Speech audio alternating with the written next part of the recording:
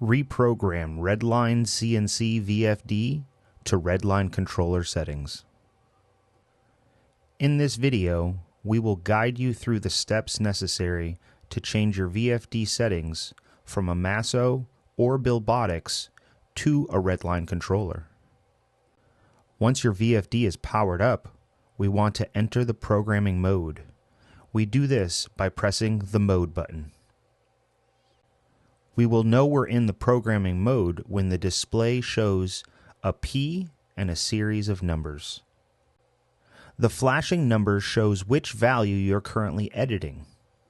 To change this number, use the up or the down arrows to change to the number you need. To move over to the next value, hit the Monitor Data Scroll button or double arrow button. Each time you press the double arrow button, the value will move to the right. Once you've entered the number of the code you want to change, hit the Enter button. This will bring us into that code and show us the current value of the code. Once you have changed the value to the number you want, hit Enter.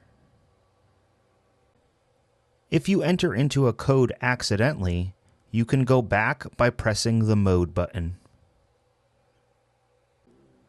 There are 3 codes you need to change in order to set your VFD to Redline controller settings. The first code we will change is P0003. Then press Enter. Change the value to 2. Then press Enter. The next code is P0004. Then press Enter. Change the value to 09. Then press Enter. The next programming code is 4104. Then press Enter.